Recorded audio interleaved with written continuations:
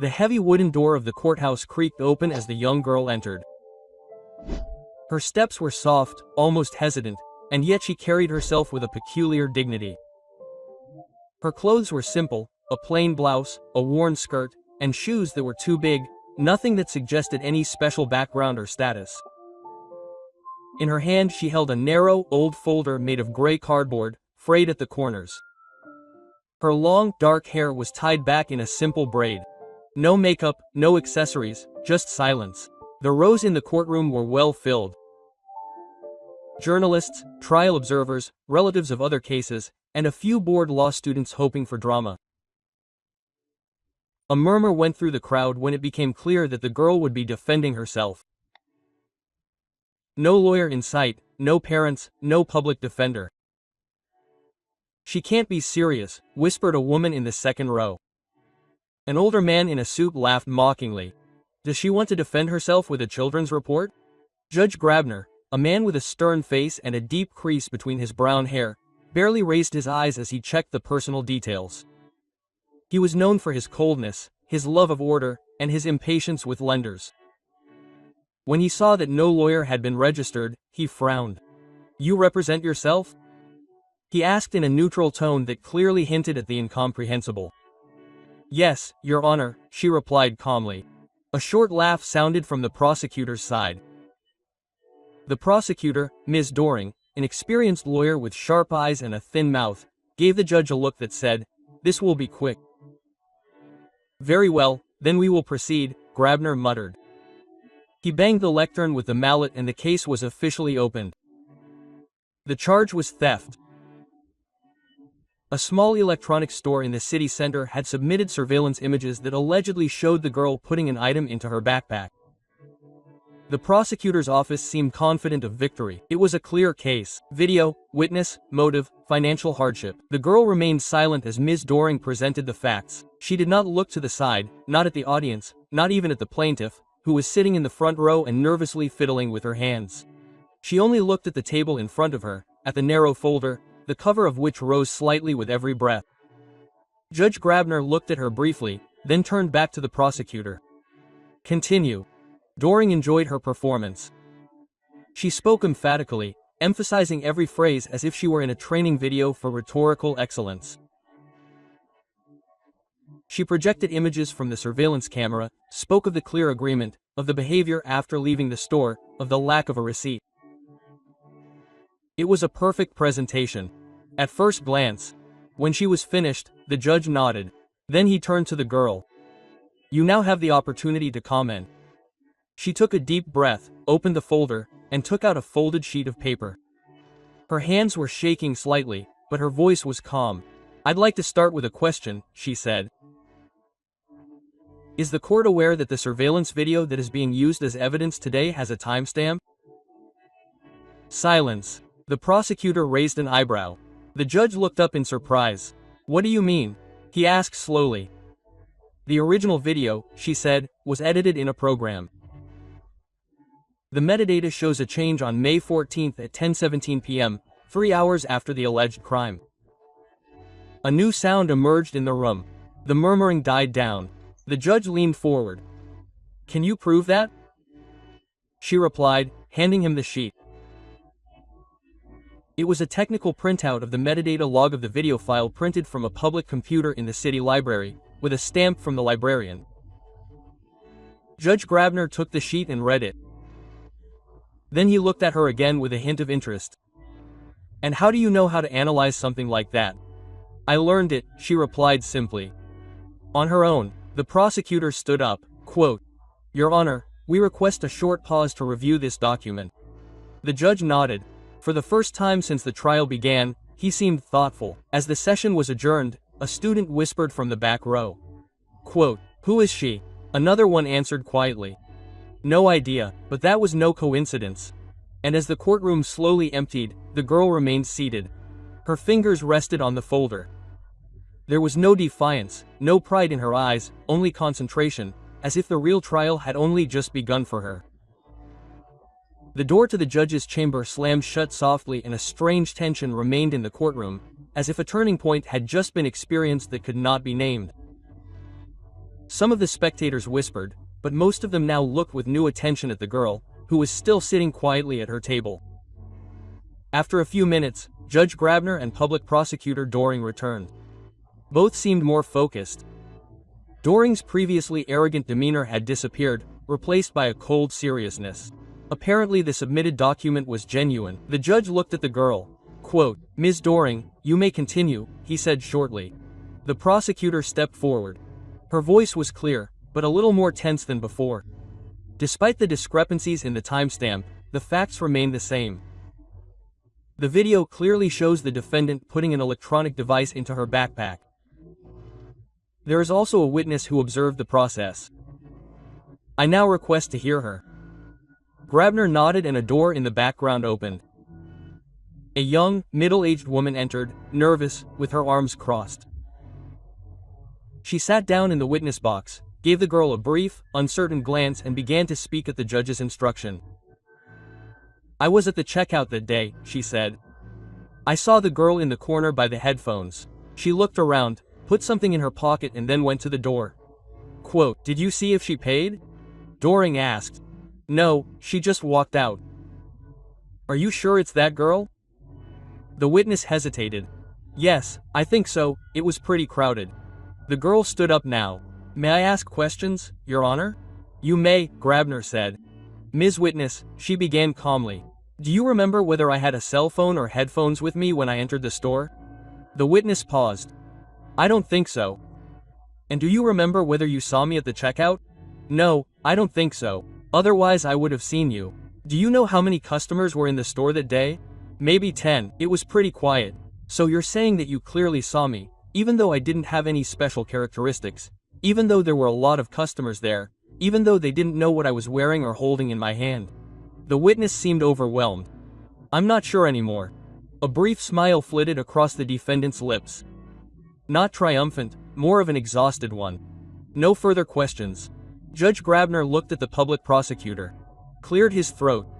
"We still have a piece of evidence, the surveillance copy. Despite the editing, it shows the defendant committing the crime. May I see the copy?" the girl asked. The judge nodded and the court officer brought her a printout of the still image. She looked at it for a long time, then took another sheet of paper out of her folder. "I downloaded this image myself from the internet. From an advertisement for the store 3 months ago," she explained. "It shows the same angle, the same aisle. There's just one problem. In the original image, there's an advertising display on the left side. It's missing from the evidence image." Quote, "What does that mean?" Doring asked sharply, that the evidence image dates back to an earlier date or was manipulated to give the impression that it was from that day. The display was there at the time of the alleged theft. I had been in the store a few days earlier. Judge Grabner requested both images and compared them silently. Then he asked, "Do you have any witnesses for your statement?" "No, but I did send an email to the store's customer service on the day of my visit." The reply mentioned the display. "Please submit it." She handed over another sheet of paper. It was a printed email, politely worded, with a timestamp. Customer service had explained to her that the display advertised a new product and would be in all stores starting June 1st. The judge leaned back, his brow furrowed. He no longer seemed disinterested, but alert. Quote, "Mrs. Doring?" he asked. "I need a break to check that," she said slowly.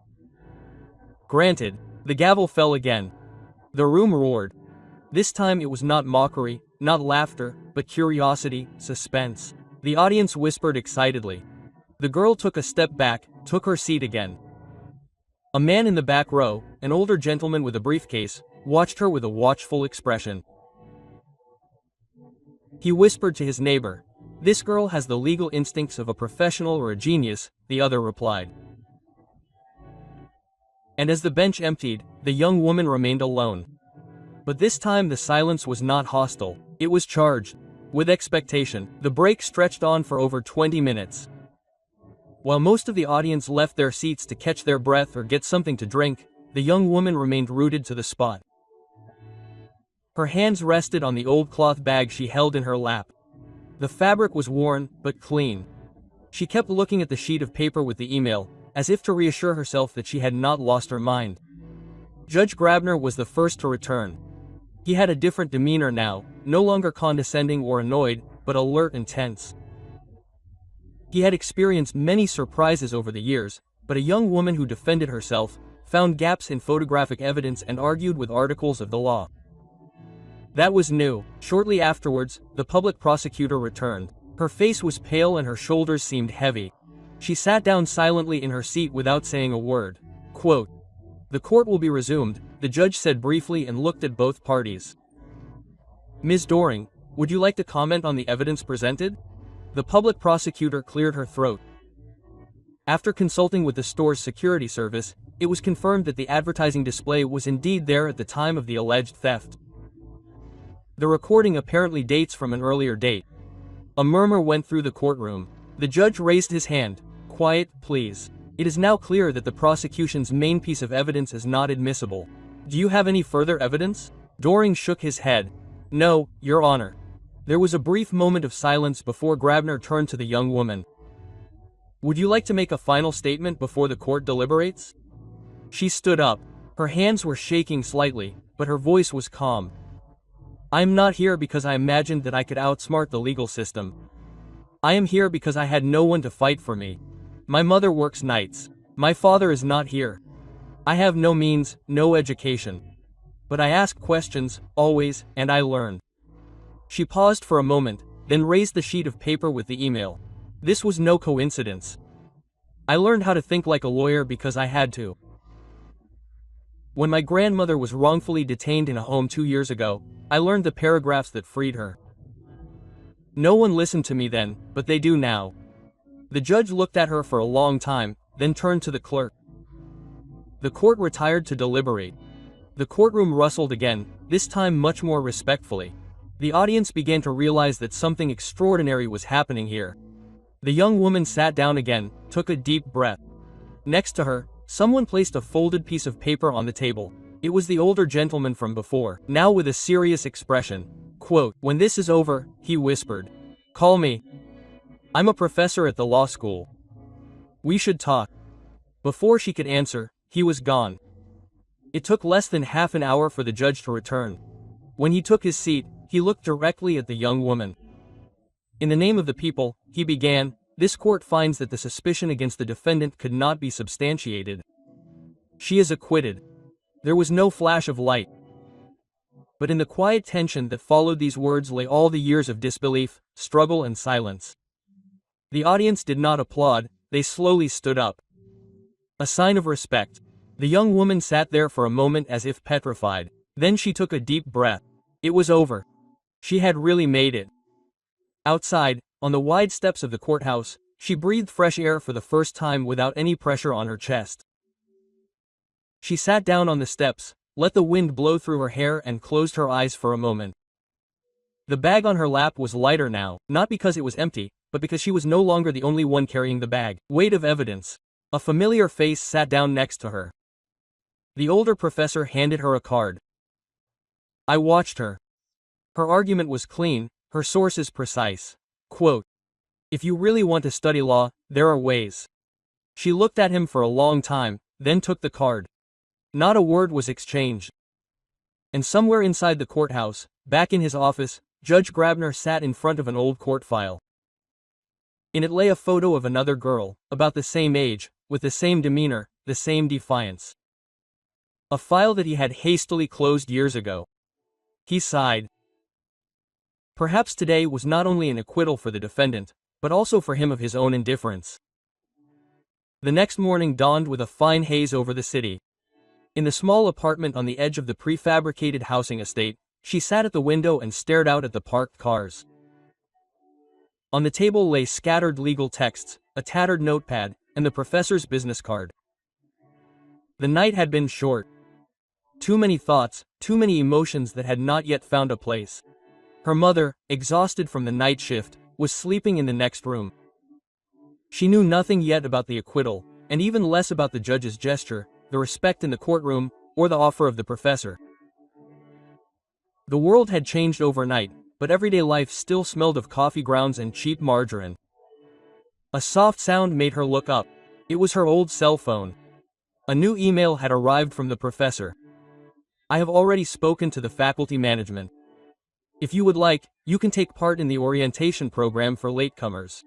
A spot has been reserved, no costs. Your decision." She read the message several times. It felt unreal. Just 2 days ago, she had been a defendant with no prospects. And now, they were talking to her like a colleague. She stood up and walked slowly to the mirror in the hallway. Her own reflection was strange to her. A young woman, seriously alert, with dark circles under her eyes, but with an expression she had not seen in a long time. Hope. 2 weeks later, she set foot on the campus of the law faculty for the first time. Among all the older students, the suits and ambitious faces, she felt lost and yet had arrived. The professor was waiting for her at the entrance. Quote, "It's nice to have you here," he said. No handshakes, no exaggerated tone, just a simple welcome. The day was full of introductions, conversations, and initial case analyses. While others took notes on tablets, she wrote with a pencil in her well-worn notebook. But that didn't stop her from speaking up. Precise, intelligent, with a sharpness that surprised many. A lecturer asked her during the break where she got her knowledge from. She shrugged her shoulders. YouTube, legal texts, old cases, and life experience. In the following weeks, her presence grew. She spoke little, but when she did, everyone listened. Once, she even stood up to a student working group when they analyzed a complex case too superficially. Quote, "You completely ignored the aspect of predicament," she said calmly. The person concerned had no choice. The law also protects those who have no options. It was the same voice as in the courtroom. Firm, clear, born of genuine understanding. Not from books, but from lived reality. The others began to not only accept her, but to respect her. Some sought her advice, others wanted to practice cases with her. But she remained reserved, almost shy. One evening, after a particularly strenuous day of seminars, she was sitting on the steps of the university again. The same bag lay on her knees. In it, new notes, new plans. The professor came by and stopped. "You think too much," he said. "I'd rather think too much than too little," she replied dryly. He smiled. "You did something in the trial that many forget. You brought the law to life. You can't teach that, you can only experience it." She nodded, but didn't know what to say. "I want to show you something," he said after a moment. "Come with me to the library tomorrow, not to the books, I mean the archives." Quote, the next day, he led them through a side entrance into a room full of yellowed files. Dust covered the files, the air was dry and smelled of old paper. "These are real cases," he said. "Mistakes, omissions, injustices, some never solved. I work with students here to look at them in a new way." He pulled out a folder. "Maybe there's a case here that they'd like to take on." She took the folder. On it was written in faded letters, CAM 188,117, suspicion of a miscarriage of justice. She held it tightly to her. It felt heavy. Not because of the weight, but because of the responsibility. But for the first time, she felt this responsibility not as a burden, but as a task. Later, as she sat on the stairs again, she thought back to the trial, to the moment when everyone laughed, to the smile of the judge as he lowered the gavel, and to the voice inside her that had barely been heard at the time but could no longer be ignored now. The file lay open on the old desk in the back corner of the library. Between yellowed copies, handwritten notes, and official forms, she immersed herself in another person's story and perhaps also a little bit in her own. The case of K-17 involved a middle-aged man named Burhan Keskin. He had been convicted of grievous bodily harm resulting in death 7 years ago. The evidence at the time seemed clear: a witness statement, a poor-quality video, and a confession, made after 12 hours of interrogation without a lawyer. But as she skimmed through the pages, a detail caught her eye. The alleged time of the crime was just 5 minutes before a documented phone call that Burhan is said to have made from another city. A minor detail perhaps, or perhaps the first loose thread. She wrote down the times, compared them with the statements, and the deeper she dug, the clearer it became to her that something was wrong. Later that evening, she sat on the steps in front of the university again, the folder on her lap, a pad full of notes next to her. The sky turned red. Students laughed on their way to the train, but for her, only this case existed at the moment. This person behind the numbers and pages. A commilitone walked by. Moritz, an older law student who had already observed her in a seminar. He stopped, curious. Quote, "You look like you're about to overthrow a judge," he said affectionately. "More like exposing a mistake," she replied calmly. He sat down next to her curiously. She explained the contradictions, the inconsistencies, and that the confession might not have been a confession at all. Quote, "Do you want to reopen the case?" Moritz asked. "If it's still possible," she said. "I need to know if this was justice or just a transcript that no one questioned." The next day she spoke to the professor. He listened attentively, leafed through her notes, and nodded several times. Quote, "That's very well researched. You have a good eye for detail," he praised. "But is that enough for a retrial?" "Not alone," he said. "But it's a start. You need more, new evidence or a clear violation of procedure." "Then I'll find it," she said resolutely. The professor hesitated briefly, then handed her a key. "Chamber 2A in the archives. That's where the old transcripts are. Maybe you'll find what you need there." The chamber was cool and dark. Only a small lamp lit the table.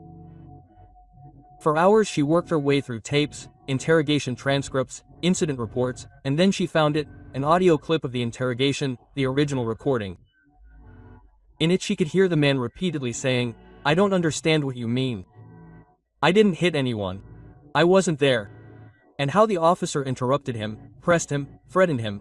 "If you don't sign this now, things will get worse for you." No lawyer, no pause, no record that the man even knew his rights. She played the passage several times, then she knew that this was not a voluntary statement. It was intimidation and it was wrong. 2 days later she was sitting with the professor in a small conference room. "That's enough for a motion to reopen," he said after a long pause. "But who files it?" "I'm not a lawyer," she said. "Not yet," he replied with a slight smile. Quote, "But you can prepare it and I know someone who will help." He picked up the phone. A few minutes later, a meeting was arranged with a real criminal defense attorney, someone who had already represented similar cases. The young woman was invited to present her findings. Quote, "If she is convinced, she will take on the case," said the professor, "and you will be part of the team." The next morning, she sat in a modern conference room. The attorney, a determined woman with sharp eyes and a calm voice, listened to everything, read the notes, listened to the tape. Then she stood up, went to the window and said, "For years I thought I had seen it all. But this girl is bringing back a case that we have all forgotten. I will join in." The young woman took a deep breath. An invisible weight was lifted from her. She had made a difference, without a title, without a robe, only with will, justice and intelligence.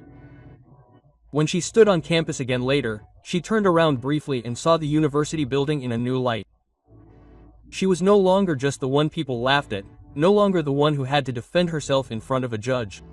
She was now the one who defended others. The hallway of the district archives smelled of old papers, cold stone and a slight hint of mold. The walls were lined with filing cabinets. Every inch was labeled with numbers, combinations and abbreviations. It was the part of the city that most people had forgotten. And that was exactly what had brought her here.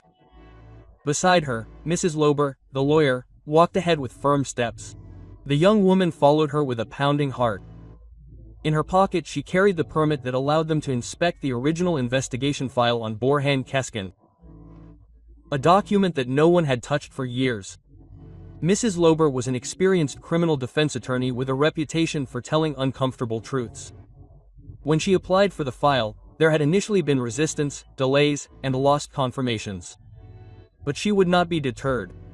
"Sometimes you don't want old mistakes to be visible," she had said. "But we'll bring them to light." The filing cabinet creaked as Ms. Lober opened the drawer. Between thick folders and loose sheets of paper lay a gray envelope labeled K8 is 17 Borhan Keskin investigation documents. She handed it to the young woman, who took it with both hands, as if it were made of glass. They sat down at a table in a small room next to the archive. The light was dim, almost flickering. The young woman opened the envelope slowly, carefully, page by page. There was the original police report, which already contained contradictory statements, and a witness statement that was so vaguely worded that it seemed almost worthless. Then they came across something that gave them both pause, an internal memo dated 2 days before Burhan's arrest. It described the possibility that the perpetrator most likely came from a different background, a lead that was apparently never followed up. That was deliberately ignored, Ms. Lober said quietly. Quote, "Why?" The young woman asked. Because it was easier to have someone who fit the picture. As they continued to go through the file, the young woman found a piece of evidence that was never mentioned. A DNA test that showed no match between the alleged perpetrator and the victim. The report had been stamped, but was not even mentioned in the court file. Quote, "This is a scandal," Ms. Lober said in a cold voice. "This should never have happened, but it did," the young woman replied. "And no one noticed it or wanted to notice it."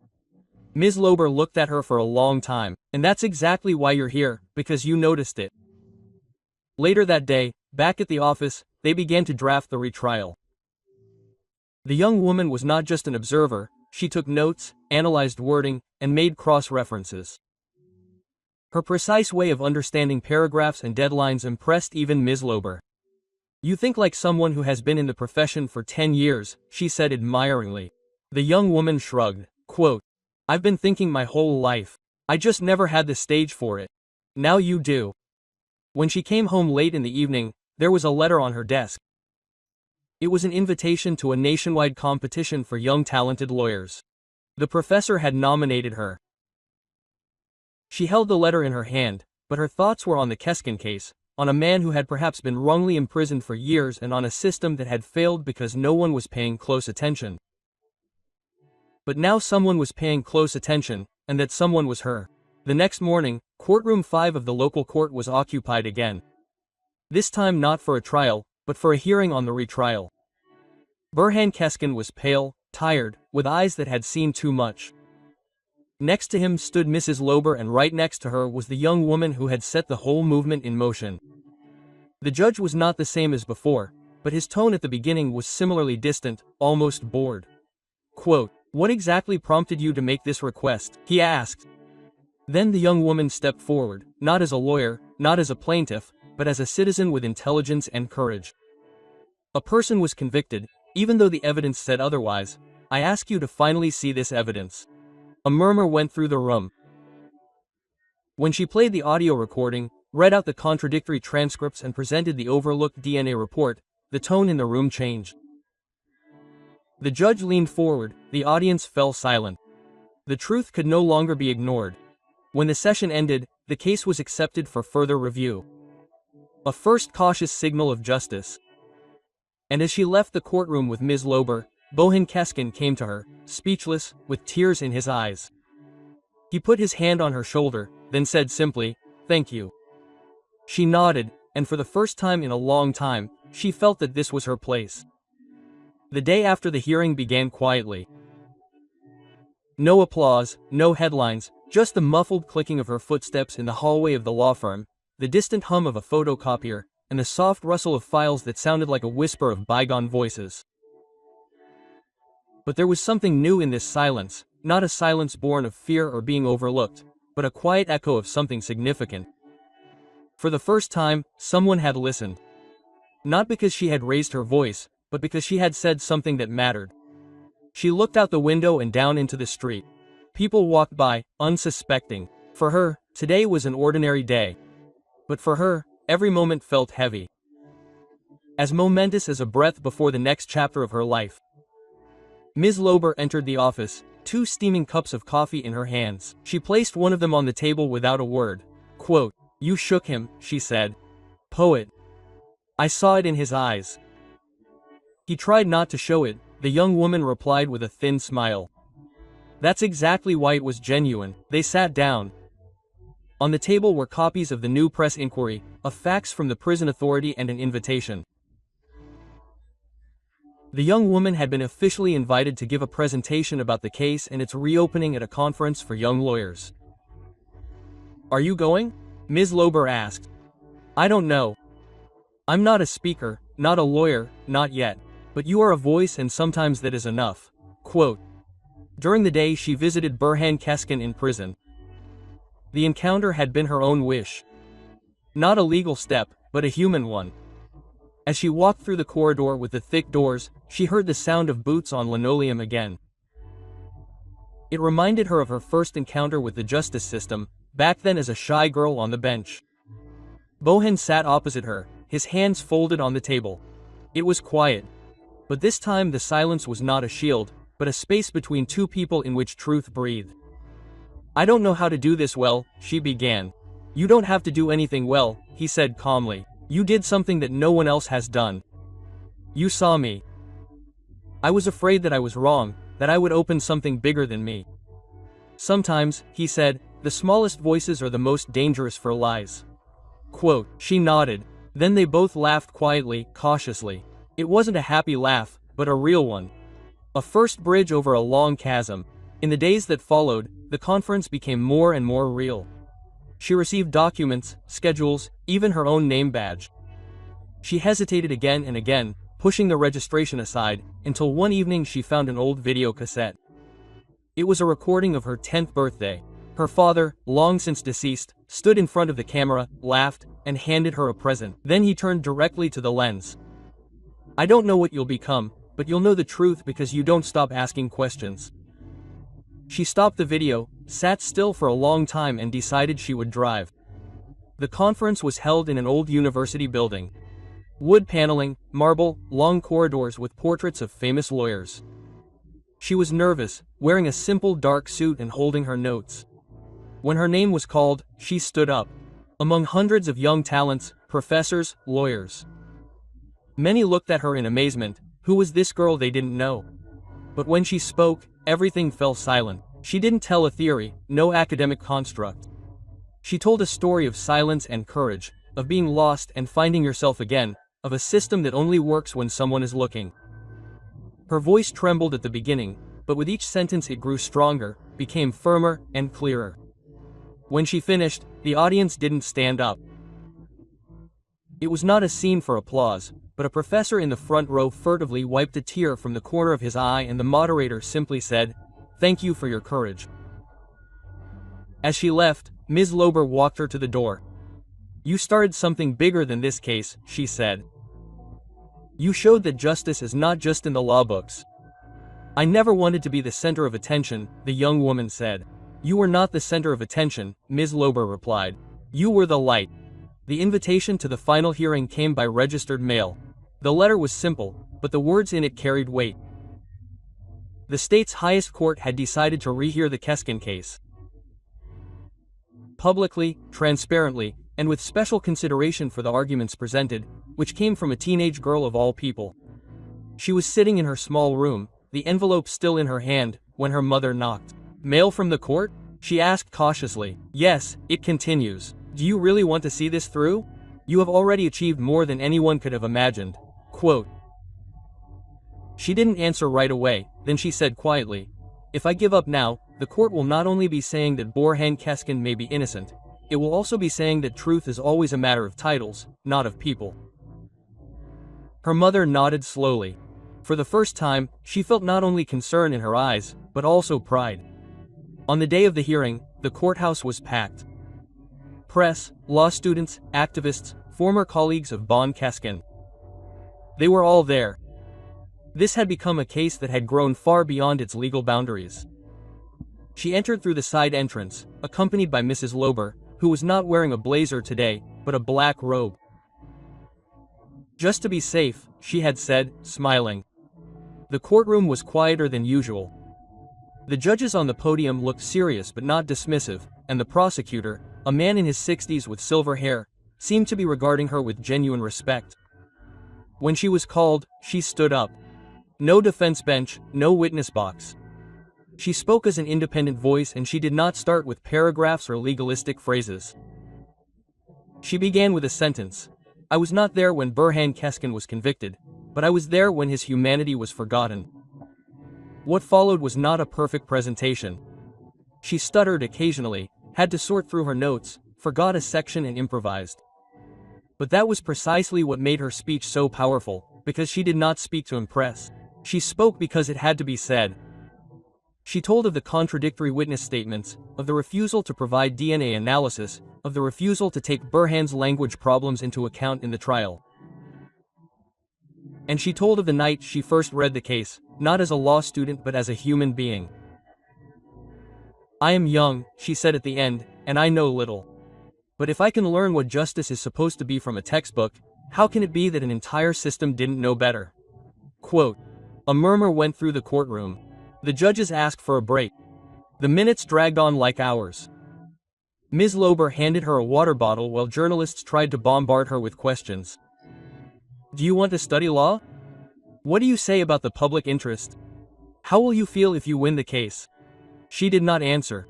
Instead, she looked at Bon Keskin, who was also in the courtroom, under supervision but without handcuffs. He nodded to her, not in gratitude, but as a like-minded person. When the court re-entered, there was a deathly silence.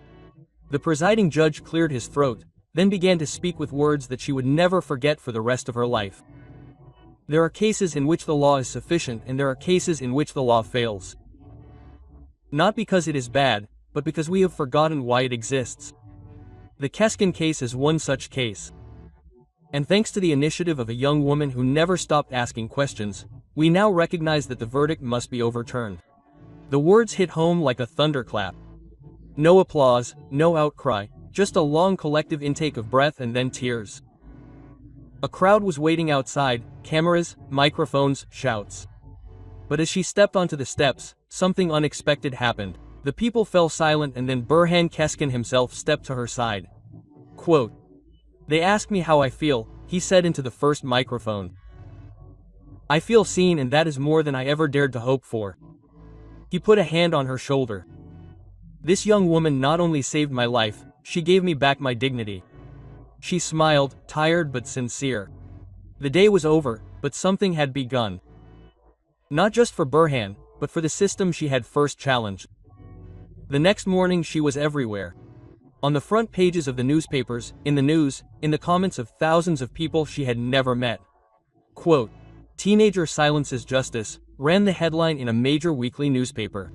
"The voice of the next generation. A schoolgirl who enforced justice," wrote another.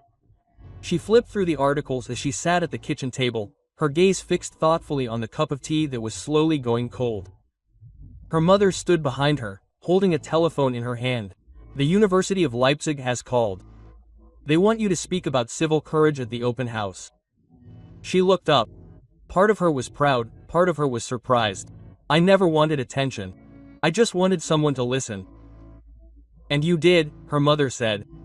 "And now many more are listening." The days after the acquittal were filled with invitations. Television stations wanted interviews, newspapers asked for exclusive talks. Universities wanted her as a spokesperson. She declined all but one. An invitation from the Supreme Court. It was no official hearing, no podium, no bench, just a circle of chairs in a lofty room in which 10 men and women had gathered. Representatives of the judiciary, the Ministry of Education, the penal authorities. And in the middle of it all, Mrs. Stein, an older man, began in a calm voice. "We have examined the Kin case and we have to admit that without her this failure would not have come to light." She nodded gratefully but calmly. "It was never about me. It was about the system and the system did not listen." She spoke clearly, without pathos, but with conviction. She spoke about the lack of legal education in schools, about the reliance on titles instead of arguments, about the fear many people have of opposing the seemingly unchangeable. A member of the council asked, "What do you suggest?" She took a deep breath. Then she said, "Let's start in the classroom. When we teach children how to apply the law, we also teach them when to question it." Another added, "They have changed our perspective. Maybe it's time for our system to open up to voices like yours." A few weeks later, she was back in a courtroom, not as a defense attorney, not as a plaintiff, but as a guest speaker at an event for young lawyers. This time, she wore a simple black blazer. No notes, no prepared speech, just her story. Quote, "I'm not a child prodigy," she began. "I'm just someone who couldn't accept that what was wrong just stayed that way. She spoke of the uncertainty, the doubt, of the first moment when she wondered if she had any right to speak at all. And then she told Burhan Keskin, not as a case, but as a person. Quote, "I learned," she concluded, "that courage does not mean not being afraid. Courage means raising your hand despite fear and saying, I see something wrong. And I can't keep quiet any longer." There were many young faces in the audience, but also experienced lawyers. Among them was the former judge of the first trial. He had asked for an invitation, voluntarily. After the event, he approached her. His voice was quiet.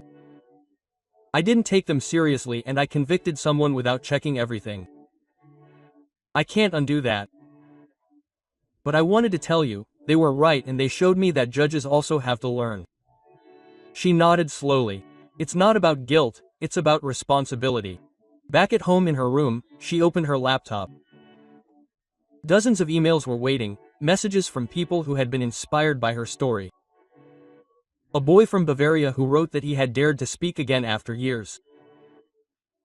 A woman from Frankfurt who had found the courage to appeal after losing a court case. She replied to each message individually, not as a heroine, but as a like-minded person and always with the same thought in her heart.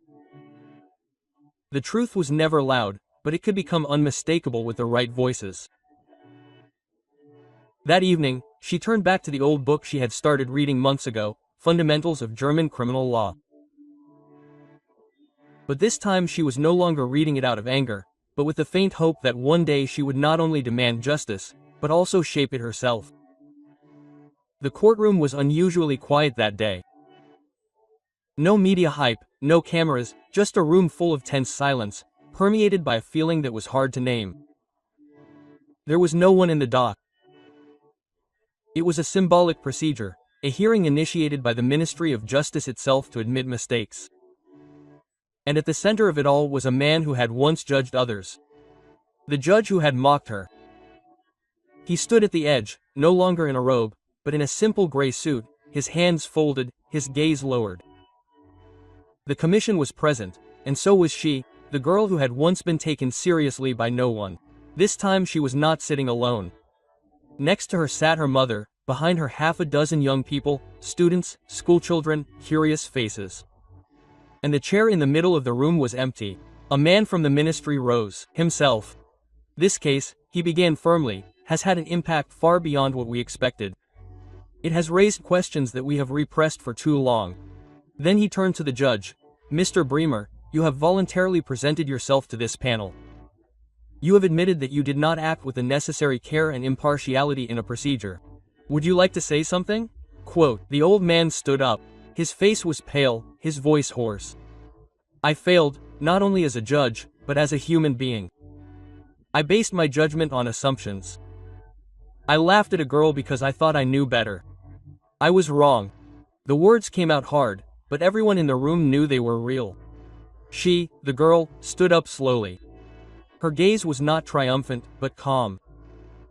"I have learned that justice is not infallible, but I have also learned that it can change. When people have the courage to take responsibility." The room remained silent, no one clapped. It was not the time for applause, it was a moment for silence, for reflection. After the session, she did not leave the building immediately. Journalists were waiting outside, but she avoided them and went into the small courtyard of the courthouse. A place she had seen for the first time months ago as a spectator, intimidated by the system. Now she was back as part of it, as someone who not only belonged. "Excuse me, you are the young woman from the Kaskin case." She nodded and handed her a notebook. "I am studying law, but only recently. I just wanted to say thank you. You have shown me that it is not just about paragraphs, but about people." She took the notebook and leafed through it. It was full of notes, comments, questions. Quote, "Take your time," she said. "It is not important how quickly you understand everything. What is important is that you never forget why you are learning it." A year later, she was sitting in a lecture hall, no longer a silent observer, but an invited lecturer. The topic of her lecture, civil courage in the legal system. The rows were full, not only with students, but also with civil servants, lawyers and people who had been touched by her story. She began as always with a moment of silence, and then she spoke not about paragraphs or procedures, but about a girl who once sat in a courtroom, ignored, underestimated, ridiculed, and who spoke anyway. One day she received a letter, handwritten in an old-fashioned style. The sender said, "Mr. Bremer, I heard your lecture from the back row. I didn't have the courage to reveal my identity, but I wanted to tell you that I have begun speaking in schools about mistakes, responsibility, and listening." At the end it said, "I thank you, not because you saved me, but because you showed me that even judges should sometimes keep quiet." She folded the letter and placed it in a small wooden box on her desk. Next to it lay a new manuscript. Her first publication, When the Law Begins to Hear. An invitation to dialogue. She looked out the window, the sky was clear, the day was still. And somewhere she knew that this was not the end, but the beginning of a new language, a language in which even the quiet ones are heard. And this time the judge remained silent out of respect. Die Schulglocke läutete schrill durch die alten Flure der städtischen Gesamtschule. Schüler strömten in alle Richtungen. Lachen, Rufen, Türen, die zuknallten. Doch mitten in diesem Trubel saß ein einziges Mädchen ganz still auf einer der Holzbänke vor dem Musiksaal. Lara. Ihre Schuluniform wirkte zu groß, ihre Schultern zu schmal und die langen braunen Haare fielen ihr wie ein Vorhang über das Gesicht. Niemand sprach sie an, niemand setzte sich zu ihr. Lara war das Mädchen, das nie sprach. Seit ihrem Wechsel in die Schule vor wenigen Monaten hatte Lara kein einziges Wort gesagt. Manche sagten, sie sei stumm, andere flüsterten, sie habe in ihrer alten Schule etwas Schlimmes erlebt. Doch die Wahrheit war, Lara konnte sprechen. Sie wollte nur nicht. Worte hatten sie früher zu oft verletzt, also hatte sie sich entschieden zu schweigen. An diesem Morgen aber lag eine ungewöhnliche Spannung in der Luft. Im Lehrerzimmer kursierte ein Gerücht. Frau Konrad, die strenge Musiklehrerin mit der Vorliebe für öffentliche Demütigungen, hatte angekündigt, heute Freiwillige zum Vorsingen auszuwählen. Und jeder wusste, dass freiwillig bei ihr bedeutete, wer ihr ins Auge fiel, war dran. Die Tür zum Musiksaal öffnete sich und Lara stand langsam auf. Mit kleinen Schritten trat sie ein und setzte sich auf ihren Platz in der 3. Reihe.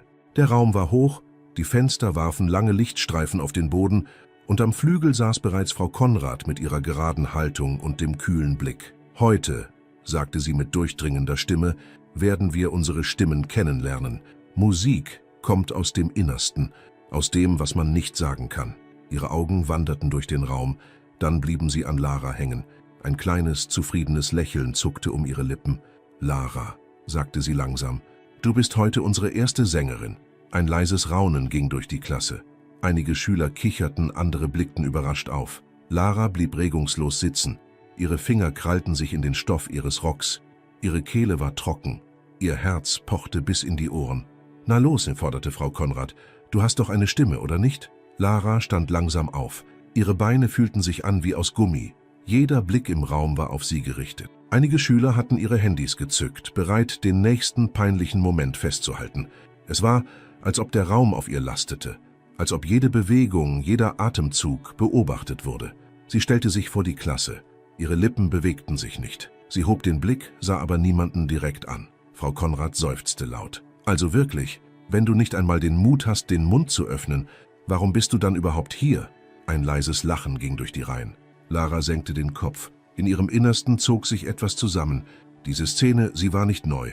Schon oft war sie verspottet worden. Doch diesmal war es anders. Denn diesmal hatte jemand im Hintergrund zugehört.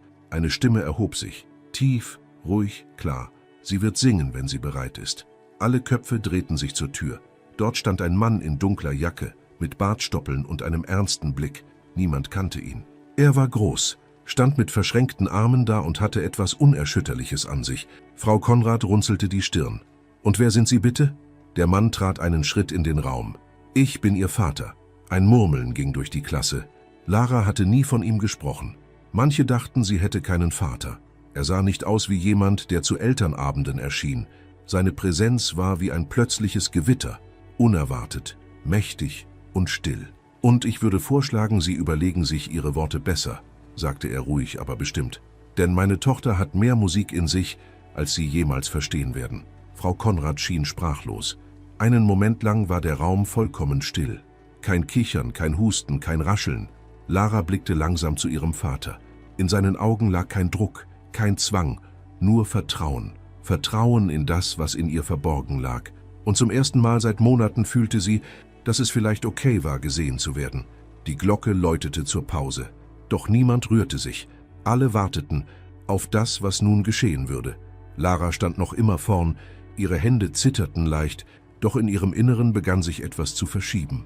Die vertraute Angst war noch da, aber sie wurde leiser, fast so, als hätte die Stimme ihres Vaters einen Schutzmantel um sie gelegt. Zum ersten Mal fühlte sie sich nicht allein auf dieser Bühne, die sie so sehr gefürchtet hatte. Der Raum schwieg weiterhin, gespannt wie ein gespannter Bogen. Alle warteten, nicht mehr auf ihren Fehler, sondern auf das, was nun kommen würde. Sie holte tief Luft, schloss für einen Moment die Augen und dann passierte es. Ein Ton, kaum mehr als ein gehauchtes Flüstern, verließ ihre Lippen. Es war kein richtiger Gesang, kein Ton aus dem Lehrbuch. Es war mehr ein Atemlaut, weich und unsicher, aber er war da und er kam von ihr. Ein erster Schritt. Im hinteren Teil des Raumes hielt jemand die Luft an. Die Schüler, die eben noch lachten oder tuschelten, saßen jetzt still, als hätte man sie auf Pause gedrückt. Selbst Frau Konrad, die ihren Stift nervös auf dem Pult tippte, sah kurz überrascht auf. Laras Stimme fand mit dem nächsten Atemzug etwas mehr Halt. Es war kein Lied, das sie sang, keine Melodie aus dem Musikbuch. Es war ein Gedicht, eines, das sie selbst geschrieben hatte, heimlich, nachts unter ihrer Decke, mit einer kleinen Taschenlampe, als niemand zuhörte. Ein Gedicht über Stille, über Unsichtbarkeit, über den Wunsch, endlich gehört zu werden. Ich bin kein Licht, das strahlt und brennt, doch leuchte ich, wenn niemand's kennt. Ich bin kein Sturm, der lautlos zieht, doch hört man mich, wenn keiner sieht. Die Worte kamen langsam, vorsichtig, wie Schritte auf dünnem Eis. Doch mit jeder Zeile wurde Laras Stimme klarer, tiefer, kraftvoller. Sie sprach, nein, sie sang mit einer Wärme, die nicht laut sein musste, um gehört zu werden. Frau Konrad hatte sich aufgerichtet. Ihre Augen wirkten irritiert, als ob sie die Realität nicht ganz fassen konnte. Das Mädchen, das sie so beiläufig an den Pranger stellen wollte, stand da wie eine Poetin, als hätte sie nie etwas anderes getan. Ihre Stimme war nicht technisch perfekt, aber sie trug Gefühl, Wahrheit und Mut. Ein Schüler in der ersten Reihe legte langsam sein Handy zur Seite. Es gab nichts zu filmen, was sich später viral machen würde, aber es gab etwas zu fühlen, und das war viel seltener. Als Lara die letzte Zeile sprach, senkte sie den Blick, nicht aus Scham, sondern weil sie spürte, dass es genug war. Die Stille danach war nicht leer, sie war erfüllt. Kein Applaus, kein Gemurmel, nur Stille. Und in dieser Stille lagen Anerkennung, Respekt und etwas, das sie bisher nicht kannte, Bewunderung. Ihr Vater nickte kaum merklich, seine Augen glänzten. Für ihn war es kein Wunder, er kannte diese Seite an ihr. Er hatte sie oft heimlich belauscht, wenn sie in der kleinen Küche vor sich hin murmelte, Wörter reihte, mit ihrer eigenen Welt sprach. Aber nun war diese Welt in den Raum gedrungen und sie hatte ihn verändert. Frau Konrad trat langsam vor. Ihre Haltung war nicht mehr so aufrecht wie zuvor. Etwas an ihr wirkte kleiner, unsicherer. Das war unerwartet, sagte sie schließlich. Ihre Stimme war nicht mehr so hart. Woher kennst du dieses Gedicht? Ich habe es geschrieben, antwortete Lara leise, aber klar. Es war das erste Mal, dass die Klasse ihre Stimme wirklich hörte. Kein Flüstern, kein Zittern, nur Wahrheit. Ein Raunen ging durch den Raum. Einige Schüler sahen sich an, andere sahen beschämt zu Boden. Plötzlich war Lara kein Schatten mehr. Sie war eine Person mit Tiefe, mit Worten, mit einer Stimme, die Eindruck hinterließ. Frau Konrad wirkte einen Moment lang, als wolle sie etwas erwidern, doch sie sagte nichts. Stattdessen drehte sie sich um und ging zurück zu ihrem Platz. Der Unterricht war offiziell noch nicht vorbei, aber niemand wagte es weiterzumachen. Nach und nach verließen die Schüler still den Raum. Einige warfen Lara verstohlene Blicke zu, andere nickten ihr sogar leicht zu, als Zeichen des Respekts. Nur eine Mitschülerin blieb zurück, Jasmin, die bisher kaum ein Wort mit Lara gewechselt hatte.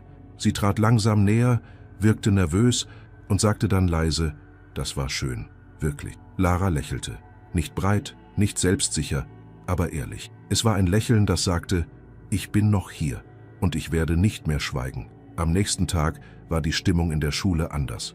Die Gänge waren noch immer belebt, das Getuschel unter den Schülern anhaltend, aber etwas hatte sich verschoben.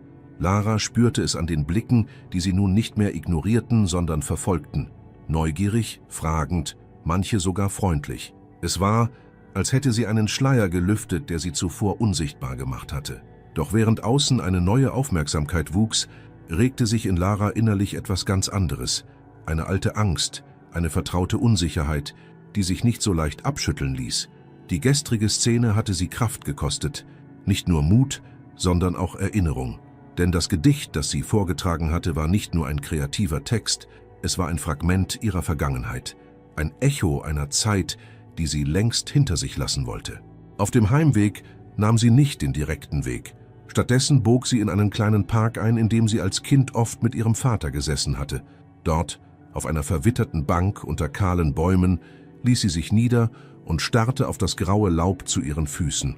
Der Wind rauschte und mit ihm kamen Bilder, verschwommene Szenen von Krankenhausfluren, das Summen medizinischer Geräte, der Geruch von Desinfektionsmittel. Damals war sie 8 gewesen, als ihre Mutter plötzlich ins Krankenhaus musste und nie mehr zurückkam. Es war diese Zeit gewesen, in der Lara aufgehört hatte zu sprechen, nicht weil sie es nicht mehr konnte, sondern weil die Welt, in der sie lebte, zu laut, zu fremd geworden war. Ihr Vater, damals ein gefeierter Sänger, hatte alles aufgegeben, um bei ihr zu sein. Er hatte nie versucht, sie zu zwingen zu sprechen. Stattdessen hatte er gesungen. Leise abends, während er kochte oder ihr die Haare kämmte. Seine Stimme war ihr Rettungsseil, sein Schweigen ihr Schutz. Und genau deshalb war die gestrige Szene im Klassenzimmer so mächtig gewesen. Nicht nur für die anderen, sondern vor allem für sie selbst. Sie hatte etwas geöffnet, das lange verschlossen gewesen war. Und mit dieser Öffnung kam nicht nur Licht, sondern auch Schatten. Ein leises Rascheln riss sie aus ihren Gedanken. Jasmin stand vor ihr, mit einer Thermoskanne in der Hand und einem schüchternen Lächeln. »Darf ich?« fragte sie und deutete auf die Bank. Lara nickte. Ich habe heute Morgen Kakao gemacht«, sagte Jasmin zögerlich. »Ich dachte, vielleicht magst du welchen.« Sie goss etwas in einen kleinen Becher und reichte ihn Lara. Der Duft war süß und warm und unerwartet tröstlich. Sie saßen einen Moment schweigend nebeneinander. Dann sagte Jasmin leise, »Ich fand's gestern mutig, was du gemacht hast. Ich hätte mich das nie getraut.« Lara sah sie an. In Jasmins Augen lag keine Mitleid, sondern echtes Interesse. Es war das erste Mal, dass jemand sie nicht fragte, warum sie so still war, sondern ihr einfach Raum ließ. »Es war kein Plan«, sagte Lara schließlich. Ihre Stimme war heiser, ungewohnt. »Es ist einfach passiert.« Jasmin nickte. Manchmal ist das Beste genau das, was passiert, wenn man aufhört zu planen. Es war ein seltsamer Moment. 2 Mädchen, so unterschiedlich, verbunden durch einen stillen Nachmittag und eine Tasse Kakao. Und doch war es der Anfang von etwas Neuem. Vielleicht nicht Freundschaft, aber Verständnis. Als Lara später nach Hause kam, saß ihr Vater wie gewohnt am Küchentisch, die Gitarre auf dem Schoß. Er spielte keine Melodie, ließ nur die Finger über die Saiten wandern, wie ein Maler, der seine Farben sortiert. »Wie war's in der Schule?« fragte er, ohne aufzublicken. Lara setzte sich ihm gegenüber. »Anders.« »Anders gut?« Sie überlegte kurz. Dann nickte sie. »Ich glaube ja.« Er legte die Gitarre zur Seite, sah sie an. »Du hast was bewegt, weißt du das? Nicht nur die Klasse, auch dich selbst.« Sie sagte nichts, aber er verstand, wie immer. Und in dieser stillen Verständigung lag mehr als in 1000 Worten. An diesem Abend holte Lara ein kleines, abgegriffenes Notizbuch aus ihrer Schublade, ihr Gedichtebuch. Sie blätterte durch die Seiten, las alte Zeilen, schüttelte den Kopf, schmunzelte, blieb an einem Vers hängen. Dann griff sie zum Stift und begann zu schreiben. Der Montagmorgen brach an, kühl und neblig, als hätte die Welt selbst beschlossen, einen Moment innezuhalten. Lara stand früh auf. Zu früh. Sie war nicht nervös, zumindest sagte sie sich das. Und doch war da dieses Kribbeln in der Magengrube, das Flattern von Gedanken, das sich nicht vertreiben ließ. Sie hatte kaum geschlafen. Die Worte aus ihrem Notizbuch hatten sie bis tief in die Nacht begleitet, wie ein leiser Chor in ihrem Kopf. In der Schule wartete schon etwas Ungewöhnliches.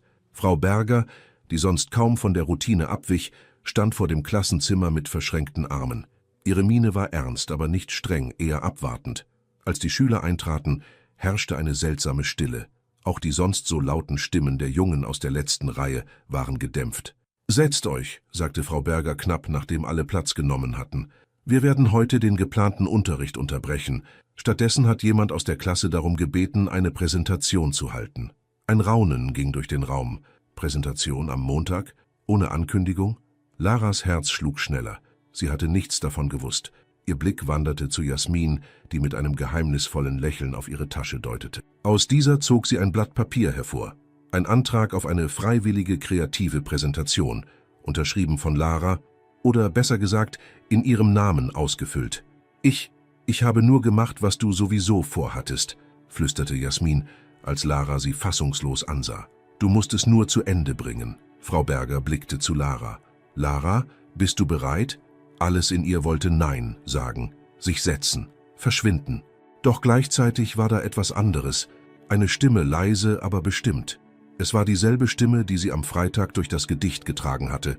Sie stand auf. Langsam ging sie nach vorne, das Notizbuch in der Hand. Die Blicke der anderen spürte sie wie kleine Nadelstiche im Rücken. Einige waren erwartungsvoll, andere skeptisch. Der Klassenclown flüsterte etwas zu seinem Nachbarn, doch niemand lachte. Lara stellte sich vor das Pult, schlug das Buch auf, atmete tief ein. »Ich möchte heute etwas erklären«, begann sie. Ihre Stimme war leise, aber klar. Nicht aus dem Schulbuch, sondern etwas, das aus mir kommt. Sie begann, über Worte zu sprechen, über ihre Bedeutung, über den Rhythmus, den sie tragen können, über die Kraft, die sie entfalten, wenn man sie nicht nur liest, sondern fühlt. Sie sprach über Einsamkeit, über das Schweigen, das kein Mangel, sondern manchmal Schutz ist. Und sie sprach über ihren eigenen Weg, über den Moment, in dem Worte wieder zu ihr gefunden hatten. Frau Berger nickte langsam, der Klassenclown hatte aufgehört zu grinsen. Die Klasse hörte zu, wirklich zu. Dann las Lara ein neues Gedicht vor. Nicht das vom Freitag, ein anderes, frischer, direkter. Es war ein Gedicht über die Unsichtbaren, die nie aufgerufen werden, die keine Stimmen haben, weil niemand danach fragt. Über die Kraft, sich selbst zu finden, in einer Welt, die ständig sagt, wer man sein soll. Als sie fertig war, war es still. Nicht unangenehm, sondern ehrfürchtig. Frau Berger klatschte als Erste, dann Jasmin, dann die ganze Klasse. Kein lautes Gejohle, kein Mitleid, echter Applaus. Lara sah sich um. Ihre Hände zitterten leicht, aber sie hielt das Notizbuch fest. In diesem Moment fühlte sie sich nicht wie ein Mädchen, das gezwungen wurde zu sprechen, sondern wie jemand, der endlich gehört wurde. Nach der Stunde blieb Frau Berger bei ihr. Ihre Stimme war weich, als sie sagte: »Ich wusste nicht, wie tief das in dir steckt. Du hast uns alle daran erinnert, was Sprache bewirken kann und was Mut wirklich bedeutet.« Lara nickte nur. Sie konnte nichts sagen, ausnahmsweise, weil sie sprachlos war vor Freude. Jasmin wartete draußen, lehnte an der Wand, ein breites Grinsen im Gesicht. »Ich hab dir gesagt, du schaffst das. Du bist verrückt«, sagte Lara lachend. »Aber irgendwie, danke, gern geschehen. Und jetzt, willst du vielleicht wirklich mal mit mir zusammen was schreiben? Für die Schülerzeitung?« Lara dachte kurz nach. Dann lächelte sie. »Vielleicht, wenn du mich auch mal in Ruhe lassen kannst.« »Kommt gar nicht in Frage«, erwiderte Jasmin mit einem Augenzwinkern. An diesem Tag verließ Lara das Schulgebäude nicht als stille Schülerin. Sie verließ es als jemand, der etwas bewegt hatte. In sich selbst und in anderen. Die Nachricht verbreitete sich schneller, als Lara es sich hätte vorstellen können. Schon am nächsten Tag wurde sie auf dem Flur von Mitschülern angesprochen, von denen sie bisher kaum ein Wort gehört hatte. »Warst du das gestern mit dem Gedicht?« fragte ein Junge aus der Parallelklasse. Und als sie schüchtern nickte, kam nur ein ehrliches »Krass, echt gut«. Auch Lehrer, die sie gar nicht kannte, sahen sie nun mit anderen Augen. Herr Weber, der Sportlehrer, grinste sie in der Pause an. »Poetin, was? Nicht schlecht.« Selbst die strenge Sekretärin nickte ihr einmal zu, als sie ins Büro kam, um eine Bescheinigung abzuholen. Es war, als ob ihr Auftritt ein unsichtbares Siegel gebrochen hätte. Das Siegel des Schweigens, das sie selbst so lange mit sich herumgetragen hatte. Frau Berger hatte offenbar mit der Schulleitung gesprochen, denn am Mittwoch bat sie Lara nach dem Unterricht zu einem Gespräch ins Lehrerzimmer. Der Raum, der sonst so autoritär wirkte mit seinen Aktenbergen, Ordnern und vergilbten Vorhängen, fühlte sich heute fast freundlich an. »Lara«, begann Frau Berger, während sie ihr eine Tasse Tee reichte, »ich möchte dich zu einem Projekt einladen. Wir planen eine kleine schulinterne Literaturveranstaltung im nächsten Monat, mit Texten von Schülern für Schüler. Und ich glaube, du wärst die perfekte Person, um das Ganze zu eröffnen.« Laras Augen wurden groß. »Ich? Warum ich?« »Weil du etwas zu sagen hast und weil du gezeigt hast, dass man zuhören sollte.« Sie schluckte. Die Vorstellung, vor einer noch größeren Gruppe zu stehen, machte ihr Angst. Doch gleichzeitig spürte sie, dass sie es vielleicht schaffen könnte. Nicht, weil sie es musste, sondern weil sie es wollte.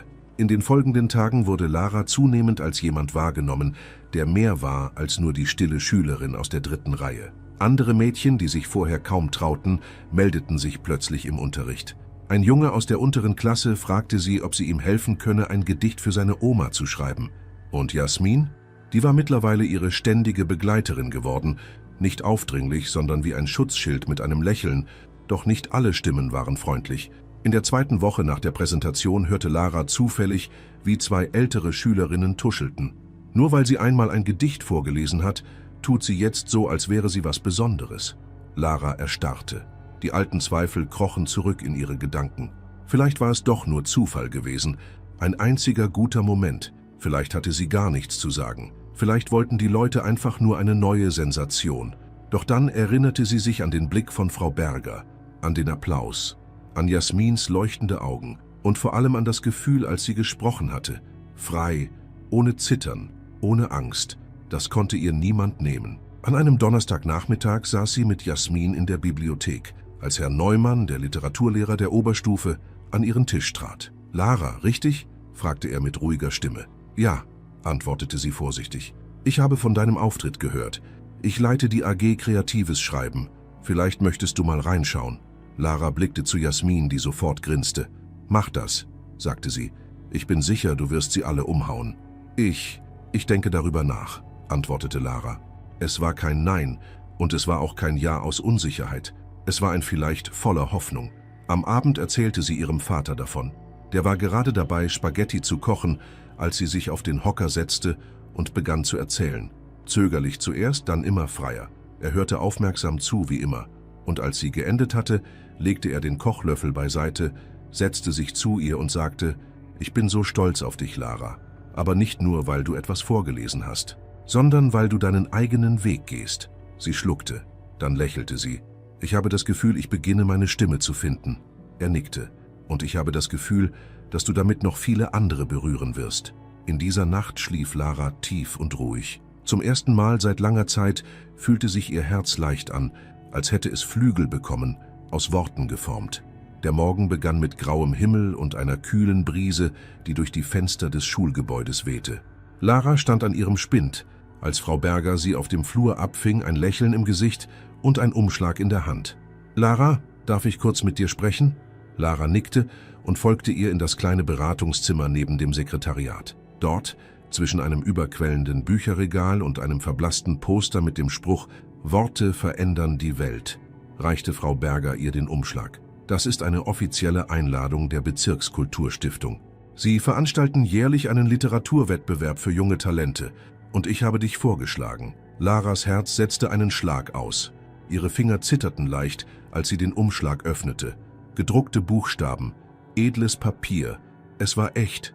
»Sehr geehrte Lara Meinhardt, wir laden Sie herzlich ein, Ihr Werk beim Jugendliteraturpreis 2024 einzureichen.« Der Text verschwamm kurz vor ihren Augen. »Ich weiß, es ist eine große Sache«, sagte Frau Berger sanft. »Aber ich glaube, du bist bereit.« Lara wollte antworten, aber ihre Stimme blieb irgendwo zwischen Kehle und Herz stecken. Sie nickte nur, langsam, überwältigt. Den restlichen Tag lief sie wie in Watte gepackt durch die Schule. Die Geräusche, Stimmen, sogar Jasmins gewohntes Kichern drangen nur gedämpft zu ihr durch. Es war, als ob ihr inneres Ich versuchte, das alles zu verarbeiten. Der Wettbewerb, die Einladung, die Anerkennung. Am Abend saß sie mit einem Notizbuch in ihrem Zimmer, umgeben von zerknüllten Zetteln. Worte wollten kommen, doch sie fühlten sich plötzlich fremd an. Was sollte sie schreiben? Wie sollte sie sich ausdrücken, wenn plötzlich so viel davon abhing? Ihr Vater trat leise ins Zimmer, ein dampfender Becher Tee in der Hand. »Für die Nerven«, sagte er lächelnd. »Danke«, murmelte sie, ohne aufzusehen. Er setzte sich neben sie, ließ den Blick über die chaotischen Papiere schweifen. »Angst vorm nächsten Schritt?« Sie zuckte mit den Schultern. »Was, wenn das Gedicht ein Zufall war? Was, wenn ich nichts mehr zu sagen habe?« Er legte den Arm um ihre Schultern. »Lara, Worte sind nicht wie Wasser, das versiegt. Sie sind wie Licht, manchmal schwach, manchmal hell, aber immer da. Du musst sie nur wiederfinden.« In dieser Nacht begann sie neu. Nicht mit dem Ziel zu beeindrucken, sondern mit dem Wunsch, ehrlich zu sein. Sie schrieb über das Gefühl, unsichtbar zu sein. Über das Schweigen, das manchmal lauter ist als Worte. Und über das eine Mal, als sie gesprochen hatte und gehört wurde. Tage vergingen, gefüllt mit Zweifel, Hoffnung, kleinen Fortschritten. Jasmin war stets an ihrer Seite, half beim Überarbeiten, las laut vor, nickte zustimmend oder runzelte die Stirn. »Du musst nicht kompliziert schreiben«, sagte sie einmal. »Du musst nur du selbst sein.« Schließlich war es soweit. Lara reichte ihr Gedicht unter dem Titel »Stimme im Schatten« ein. Sie dachte nicht an Sieg oder Ruhm, nur daran, dass sie den Mut gehabt hatte, noch einmal laut zu sein. Einige Wochen später kam die Rückmeldung, sie war unter den 5 Finalistinnen. Die Preisverleihung würde in einem großen Saal im Kulturzentrum stattfinden. Publikum, Jury, Kameras. Lara wurde schwindelig, als sie daran dachte. »Ich kann das nicht«, flüsterte sie, als sie die Nachricht las. »Doch«, sagte Jasmin, die neben ihr saß, ohne zu zögern. »Du wirst das tun.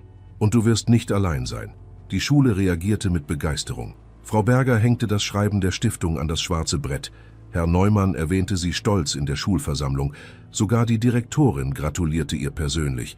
Am Tag der Veranstaltung trug Lara ein schlichtes, aber elegantes Kleid. Ihr Vater fuhr sie mit dem alten Wagen zum Veranstaltungsort. Die Fahrt war still, doch ihre Hand ruhte auf seiner, die ganze Zeit. Als sie den Saal betraten, fühlte sie sich klein unter den hohen Decken, zwischen den klappernden Absätzen und flüsternden Stimmen.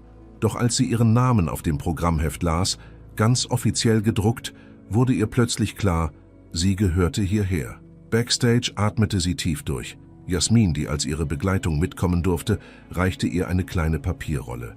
»Was ist das?« fragte Lara. »Ein Glücksspruch. Hab ich selbst geschrieben.« Lara rollte ihn auf. In krakeliger Handschrift stand da, »Deine Stimme ist nicht laut, aber sie trägt weiter, als du denkst.« Sie lachte leise. Dann trat sie vor den Vorhang, nicht als das stille Mädchen von früher, sondern als jemand, der sich getraut hatte zu sprechen. Der Saal war bis auf den letzten Platz gefüllt. Männer in Anzügen, Frauen in eleganten Kleidern, Reporter mit Kameras und Notizblöcken. Lara fühlte sich, als hätte sie einen Schritt in eine andere Welt getan. Die Bühne war mit einem weinroten Samtteppich bedeckt, darüber ein großes Banner mit goldenen Buchstaben.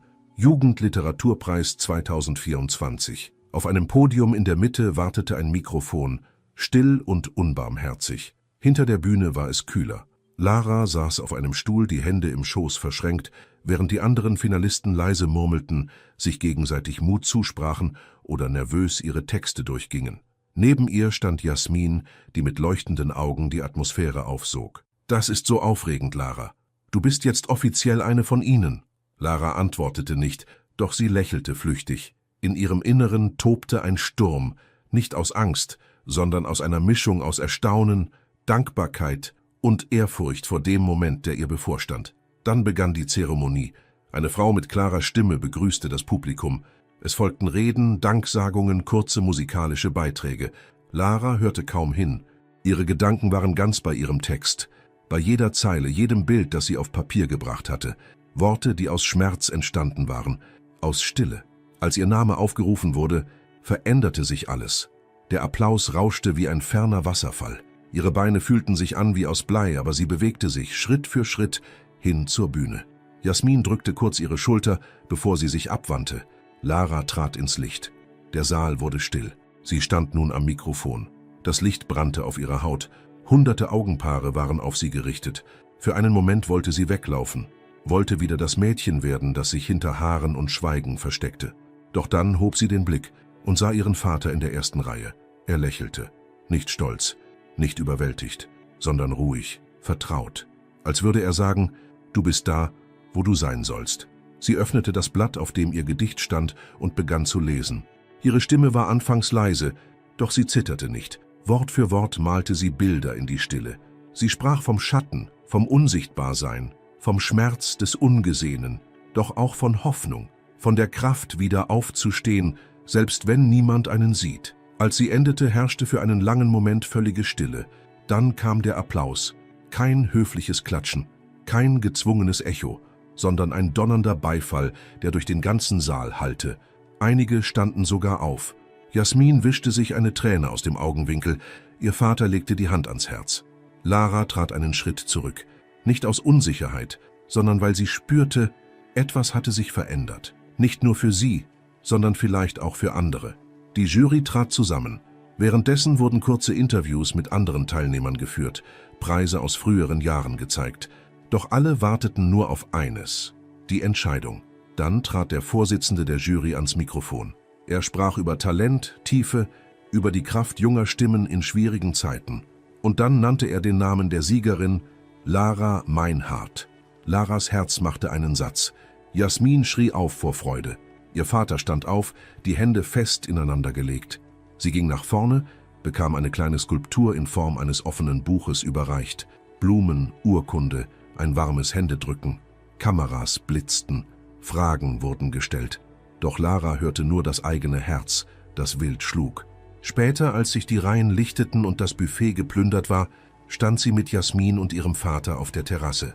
Die Nachtluft war kühl, aber wohltuend. »Du hast es wirklich getan«, sagte Jasmin leise. »Ich hätte es nie ohne dich geschafft«, erwiderte Lara. Ihr Vater trat hinzu, reichte ihr ein Glas Traubensaft und hob es. »Auf deine Stimme, Lara. Und darauf, dass sie nie wieder verstummt.« Sie stießen an und Lara lächelte. Ein echtes, strahlendes Lächeln. Nicht, weil sie gewonnen hatte, sondern weil sie sich endlich gehört fühlte. Am Morgen nach der Preisverleihung war die Welt nicht mehr dieselbe. Lara erwachte früh, das Licht der aufgehenden Sonne tastete sich durch die dünnen Vorhänge ihres Zimmers. Alles war still, doch nicht mehr bedrückend. Es war eine neue Art von Stille, voller Möglichkeiten. Auf ihrem Nachttisch lag die kleine Skulptur, die sie gewonnen hatte. Daneben ihre Urkunde, sorgfältig glatt gestrichen. Sie fuhr mit den Fingern über die goldene Prägung ihres Namens und konnte kaum glauben, dass das wirklich ihr gehörte. Nicht aus Mitleid, nicht als Trostpreis, sondern weil sie etwas gesagt hatte, das zählte. Beim Frühstück saß ihr Vater bereits mit der Zeitung in der Hand. Sein Blick war sanft, als er über den Rand sah und sagte, »Du bist heute in der Lokalzeitung, mit Bild.« Lara nahm die Zeitung. Ihre Hände zitterten ein wenig. Tatsächlich, ein Artikel über den Wettbewerb, über die Siegerin, über ein Mädchen, das einst nicht sprach und nun Worte gefunden hatte, die Menschen bewegten. Jasmin rief später an. Sie hatte bereits eine Wand in ihrem Zimmer mit Artikeln und Fotos geschmückt. »Du bist eine Heldin«, rief sie am Telefon. Lara lachte. Ein glockenhelles Lachen, das selbst sie überraschte. In der Schule herrschte am nächsten Tag eine ungewohnte Spannung. Nicht die übliche Gleichgültigkeit, nicht das Tuscheln hinter vorgehaltener Hand. Es war eine stille Aufmerksamkeit, ein neugieriges Respektieren. Einige Schüler, die sonst nie ein Wort mit ihr gewechselt hatten, nickten ihr im Flur zu. Andere warfen verstohlene Blicke, als wollten sie sicher sein, dass sie dieselbe war wie zuvor. Frau Riedel, ihre Lehrerin, empfing sie mit einem gezwungenen Lächeln. »Herzlichen Glückwunsch, Lara. Das war wirklich beeindruckend«, sagte sie, wobei sie jedes Wort betonte, als müsste sie sich selbst davon überzeugen. Lara nickte nur höflich. Sie spürte, dass Frau Riedel sich bemühte, die Fassade aufrechtzuerhalten. Doch hinter der Maske lag etwas anderes. Vielleicht Scham, vielleicht auch Stolz oder beides. Im Unterricht verlief zunächst alles wie immer. Doch als Lara im Deutschunterricht gefragt wurde, ob sie über ihre Erfahrung sprechen wolle, richteten sich plötzlich alle Augen auf sie. Sie stand auf. Der Raum war still. Ihre Stimme war ruhig. »Ich wollte nie berühmt werden«, begann sie. »Ich wollte nur gehört werden. Ich dachte lange, ich hätte nichts zu sagen. Aber das stimmte nicht. Ich hatte nur Angst, dass niemand zuhört.« Einige Schüler sahen betroffen aus, andere senkten den Blick. Frau Riedel räusperte sich, sagte aber nichts. »Mein Vater hat mich immer unterstützt und Jasmin. Ohne sie hätte ich nie den Mut gefunden, mein Schweigen zu brechen.« Sie setzte sich wieder. Der Raum blieb still. Doch es war kein unangenehmes Schweigen, es war Respekt, Anerkennung. Nach der Stunde kam ein Junge aus der Parallelklasse zu ihr. Ich fand deinen Text echt stark«, sagte er und kratzte sich verlegen am Kopf. »Ich schreibe auch manchmal, aber ich hab's noch nie jemandem gezeigt.« Lara lächelte. »Dann fang damit an. Es lohnt sich.« In den nächsten Tagen erreichten sie E-Mails von fremden Menschen. Ein Lehrer aus einer anderen Stadt schrieb ihr, wie sehr ihn ihre Worte berührt hätten. Eine Mutter erzählte, dass ihre eigene Tochter durch Lara den Mut gefunden habe, wieder zu sprechen. Sogar eine Einladung zu einem Interview im lokalen Radio kam. Es war, als hätte Lara mit einem einzigen Gedicht eine Tür geöffnet, nicht nur für sich, sondern für viele andere. Doch sie blieb bescheiden.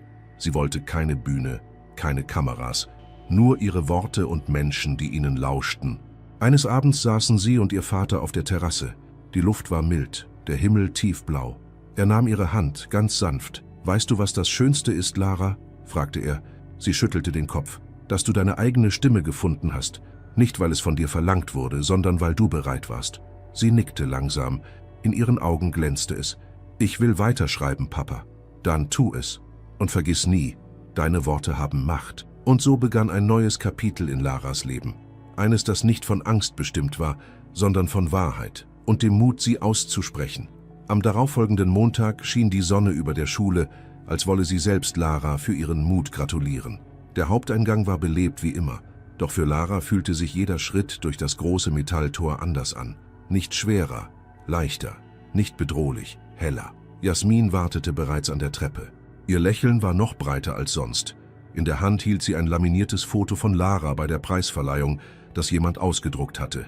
»Das hängt ab heute in meinem Spind«, rief sie und schob es demonstrativ in den schmalen Metallspalt. Lara lachte leise. Es war noch immer ungewohnt für sie, sich selbst so in der Öffentlichkeit zu sehen, und doch fühlte es sich nicht falsch an.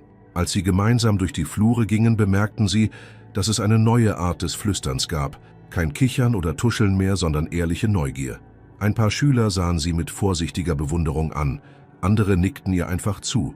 Niemand versuchte, sie aufzuhalten oder anzustarren.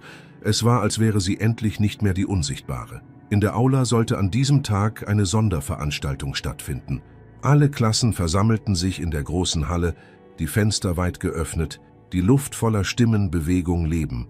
Auf der Bühne stand ein Rednerpult. Die Direktorin, Frau Krüger, trat nach vorn. Ihre Stimme hallte über das Mikrofon. Bevor wir mit unserem Programm beginnen, möchten wir heute eine ganz besondere Schülerin ehren. Jemand, der uns gezeigt hat, dass Worte Berge versetzen können. Lara spürte, wie sich ihr Herzschlag beschleunigte. Lara Berger, fuhr die Direktorin fort, hat beim landesweiten Jugendwettbewerb mit einem Text teilgenommen, der nicht nur die Jury zu Tränen rührte, sondern auch eine wichtige Botschaft über Mut, Ausdruck und Selbstwert vermittelt hat. Alle Augen richteten sich auf sie. Jasmin schob sie sanft aus der Bankreihe. »Du schaffst das«, flüsterte sie. Mit zitternden Knien, aber aufrechtem Rücken ging Lara zur Bühne. Jeder Schritt fühlte sich wie ein kleiner Sieg an. Oben angekommen nahm sie das Mikrofon. Es war still. Eine Stille, die sie früher eingeschüchtert hätte. Heute war sie ihre Verbündete. »Ich danke Ihnen«, begann sie leise, »für diese Anerkennung. Aber vor allem danke ich meinem Vater, der immer an mich geglaubt hat, und Jasmin, meiner besten Freundin, ohne die ich heute nicht hier stehen würde.« Ein sanftes Murmeln ging durch die Reihen. Die Schüler hörten wirklich zu. Ich war lange Zeit still. Aus Angst, aus Unsicherheit. Und weil ich dachte, ich hätte nichts Wertvolles zu sagen. Doch jetzt weiß ich, jede Stimme zählt, auch die leisen. Applaus brach aus. Nicht aufgesetzt, nicht höflich, sondern warm, ehrlich, lang anhaltend. Als sie die Bühne verließ, warteten einige Lehrer und Schüler auf sie. Ein Junge aus der 10. Klasse reichte ihr die Hand. Respekt, echt stark. Sogar Frau Riedel trat auf sie zu. Sie wirkte angespannter als sonst, das Lächeln ein wenig gezwungen. »Lara, ich habe Ihren Text gelesen. Und ich möchte mich entschuldigen.« Laras Augen weiteten sich leicht. »Ich habe dich unterschätzt«, fuhr die Lehrerin fort. »Und ich habe nicht gesehen, wie viel Stärke in deinem Schweigen lag. Es tut mir leid.« Lara sah sie lange an. Dann nickte sie. »Danke, Frau Riedel. Es war nicht viel.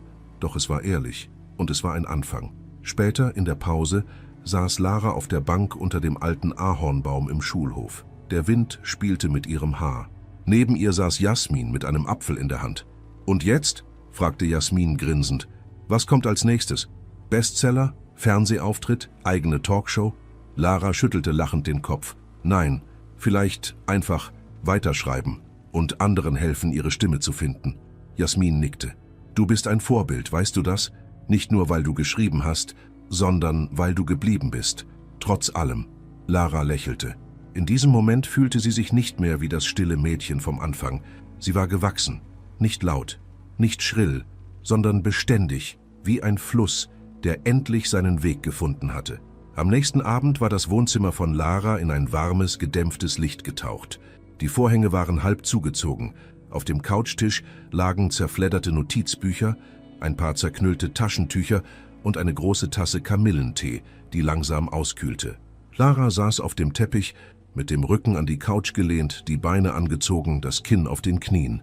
Ihr Blick ruhte auf dem alten Plattenspieler in der Ecke, der seit Jahren nicht mehr benutzt worden war. Ihr Vater, Erik Berger, trat mit leisen Schritten ins Zimmer.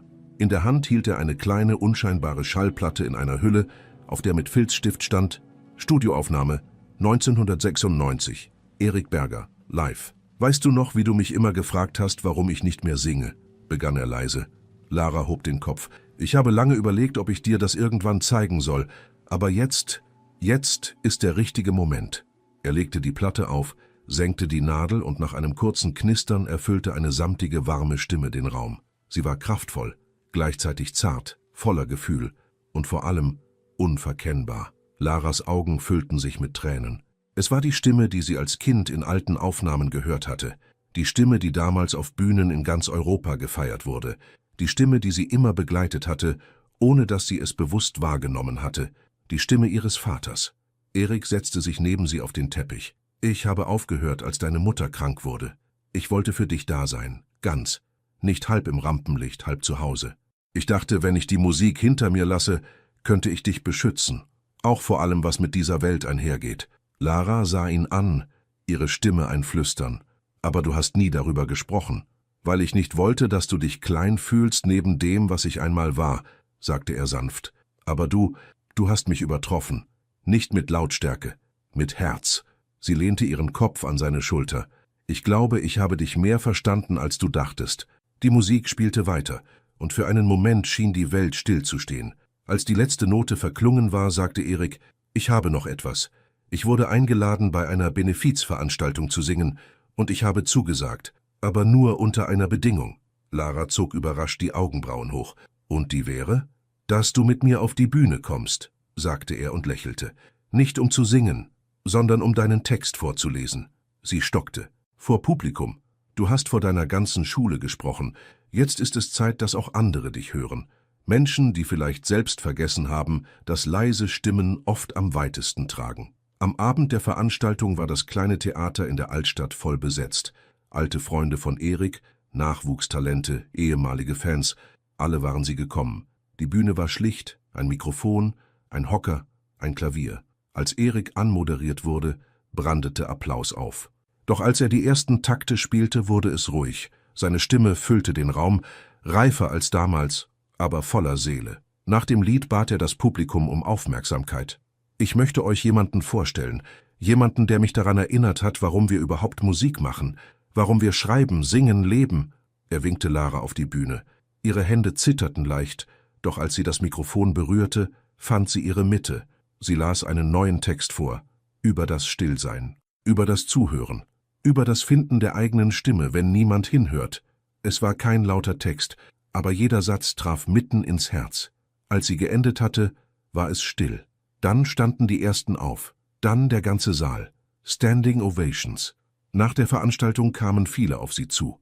Ein älterer Mann sagte, »Sie haben Worte gefunden für etwas, das ich mein Leben lang gefühlt habe, aber nie sagen konnte.« Eine Frau mit Tränen in den Augen flüsterte, »Danke.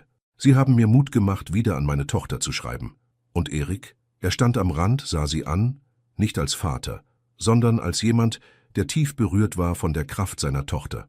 Später in der Nacht, zurück zu Hause, saßen sie auf dem Balkon. Der Himmel war klar, die Sterne funkelten. »Weißt du, Papa«, sagte Lara leise, »ich glaube, ich war nie wirklich still. Ich habe nur auf den Moment gewartet, in dem es sich richtig anfühlt, gehört zu werden.« Er nickte. »Und dieser Moment ist jetzt.«